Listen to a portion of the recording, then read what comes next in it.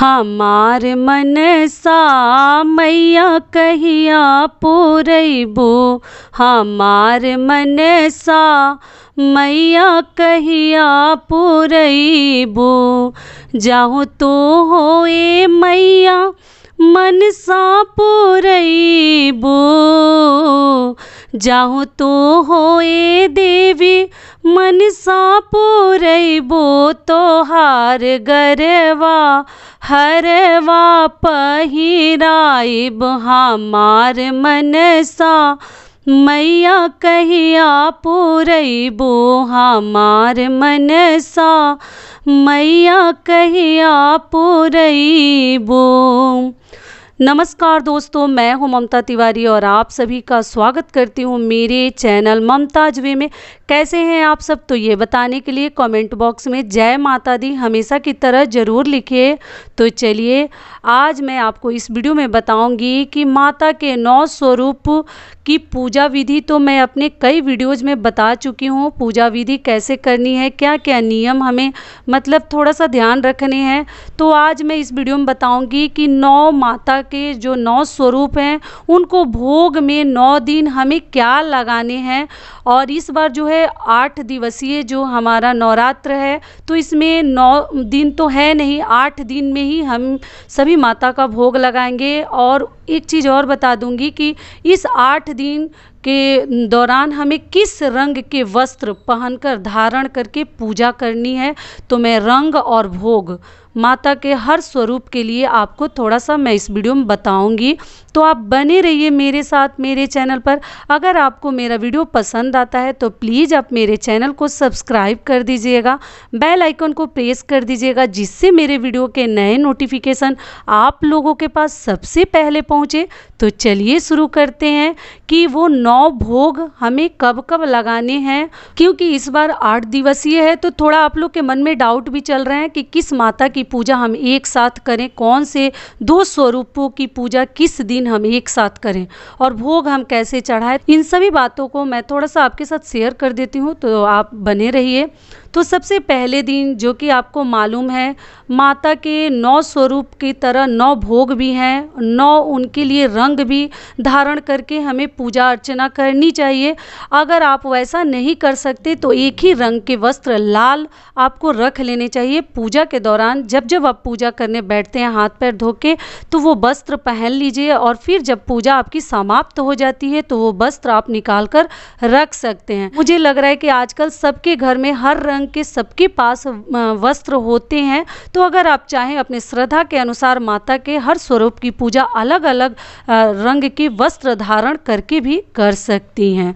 तो सबसे पहले दिन जो शैलपुत्री माता की हम पूजा करेंगे, 7 अक्टूबर को नवरात्रि का कलश स्थापना है। माता के पहले स्वरूप की हम पूजा करते हैं, शैलपुत्री स्वरूप की। तो उस दिन हमें जो है घी की भोग लगानी है। भोग के लिए मैं सबसे पहले बता देती हूँ, तो उस दिन हमें घी भोग लगानी है। भोग में माता को घी चढ़ाइए और आपको पीला ही वस्त्र धारण करके पूजा अर्चना करनी चाहिए। अगर पीली साड़ी हो, लड़कियां अगर पीले सूट हो आपके पास, तो आप ज़रूर पहनकर माता को प्रसन्न कर सकती हैं। तो ये हो गया पहले दिन, 7 तारीख को आपको ऐसे करनी है। दूसरे दिन हम माता ब्रह्मचारिणी की पूजा करेंगे, 8 अक्टूबर को। सेकेंड दिन, दूसरे दिन माता ब्रह्मचारिणी को भोग में हमें शक्कर या मिश्री का भोग लगाना है। तो ये भी आपको पता चल गया। और रंग कौन सा आप पहनेंगे, वस्त्र का रंग भी बता देती हूँ। तो आप हरे रंग का उस दिन साड़ी सूट जो ही आपके पास है, सर पर पल्लू रखकर ही माता का पूजा करिएगा। अगर सूट भी पहनते हैं तो सर पर पल्लू रख लीजिएगा, उसके बाद पूजा अर्चना कीजिए।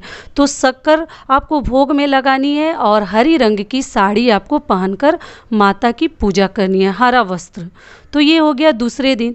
तीसरे दिन माता के चंद्र घंटा स्वरूप की हम पूजा करते हैं, जो 9 अक्टूबर को हमें करनी है। उस दिन हम माता को दूध या दूध से बनी हुई कोई भी मिठाई अगर आपको शुद्ध मिल जाता है तो आप माता को चढ़ा सकती हैं प्रसाद के रूप में, भोग के रूप में। और उस दिन वस्त्र कौन से रंग के पहनने हैं हमें, तो भूरे रंग के। अगर आपके पास भूरे रंग का कोई भी वस्त्र हो तो आप उस दिन धारण करके माता की पूजा अर्चना कर सकती हैं। चौथे दिन हम कुसमांडा माता की पूजा करते हैं। तो चौथे दिन एक चीज़ और क्लियर कर देती हूँ कि चतुर्थ और पंचम स्वरूप जो है उस दिन माता को आप एक ही दिन पूजा कर लीजिए। चतुर्थ स्वरूप और पंचम स्वरूप की मतलब आपको कुसमांडा माता और स्कंद माता की पूजा एक दिन ही कर लेनी चाहिए, क्योंकि 8 दिन का ही नवरात्रि है जो कि मैं आपको बता चुकी हूँ।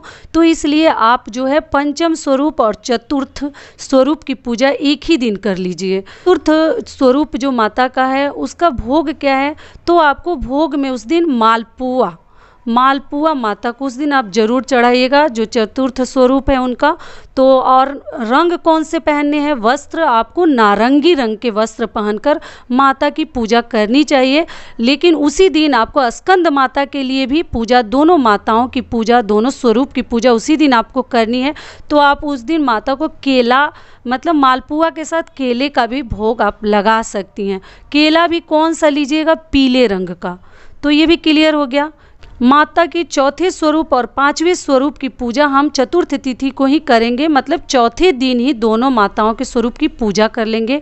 और वस्त्र जो है वो, और कुसमांडा माता के लिए हमें नारंगी वस्त्र धारण करने हैं और स्कंद माता के लिए सफ़ेद। तो आप क्या कीजिएगा, अगर वैसा आपके पास कोई वस्त्र है, दोनों कलर मिक्स और मैच है, तो आप उस प्रकार का भी पहन सकती हैं, या दोनों में कोई एक कलर भी अगर आपके पास है, सफ़ेद के साथ कोई कॉम्बिनेशन है या नारंगी है, तो दोनों में से जो कलर आपको पसंद है आप पहनकर पूजा अर्चना कीजिए। तो ये भी हो गया, जो कि हमें 10 अक्टूबर को इन दोनों माता के स्वरूपों की पूजा करनी है। अगला क्या है, 11 को हम कात्यायनी माता की पूजा करेंगे। माता कात्यायनी स्वरूप में माता की हम पूजा करेंगे। तो उसमें हम माता को शहद उस दिन हम माता को भोग में लगाते हैं। और उस दिन हमें लाल साड़ी पहननी चाहिए। माता को लाल साड़ी बहुत अधिक प्रिय है। तो आप लाल वस्त्र, लाल मतलब सूट साड़ी जो ही आपके पास है पहनकर उस दिन माता की पूजा कीजिए। और भोग में शहद आपको लगानी है कात्यायनी माता के लिए, जो माता का जो है छठा स्वरूप है। 7वां स्वरूप माता का जो है कालरात्रि है। कालरात्रि स्वरूप के दिन हम माता को भोग में गुड़ लगाएंगे, गुड़ का भोग लगाएंगे। और वस्त्र कौन सा पहनेंगे, नीला रंग का। माता को नीला रंग बहुत अधिक प्रिय है। तो उस दिन आपके पास जो ही वस्त्र नीला रंग का है तो आप माता को पहनकर पूजा अर्चना माता के लिए अब बैठकर कर सकती हैं, लेकिन नीला वस्त्र पहन लीजिएगा और गुड़ का भोग लगा लीजिएगा। तो ये भी हो गया। तो ये हमें कब करनी है, तो ये हमें 12 अक्टूबर को करनी है। जो माता के 7वें स्वरूप की पूजा हम 12 को करेंगे। 8वें स्वरूप की पूजा जो महागौरी माता की पूजा हम 13 अक्टूबर को करेंगे। तो 13 अक्टूबर को, जो कि सबको मालूम होगा कि उस दिन नारियल का भोग हम माता को लगाते हैं।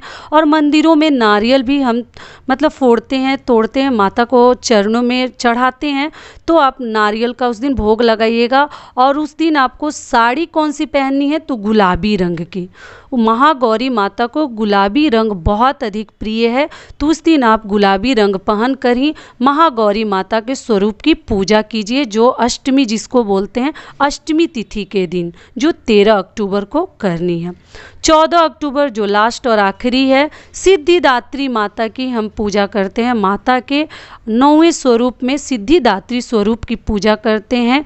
तो उस दिन आपको तिल हो या पूड़ी खीर, तो सबके घर हवन के लिए, कन्या पूजन के लिए भी बनता है। ऐसे तो लोग अष्टमी को भी बनाते हैं और खिलाते हैं, लेकिन अब जो नौमी तिथि को खिलाते हैं 9वें दिन, तो उस दिन पूड़ी खीर का भी आप भोग लगा सकते हैं, चने का प्रसाद। और साथ में सफ़ेद तिल हो अगर आपके पास तो उसका भी भोग लगा सकते हैं।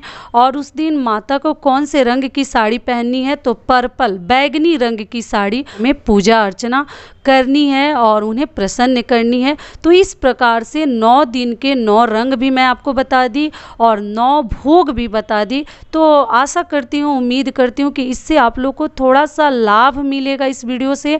अगर ऐसा नहीं कर सकती हैं तो एक लाल साड़ी आप रख लीजिए या पीली साड़ी, ऐसे लाल ही ज़्यादा शुभ होता है। तो यही तक का था हमारा वीडियो। फिर मिलती हूँ एक नए वीडियो में, तब तक के लिए नमस्कार, जय माता दी।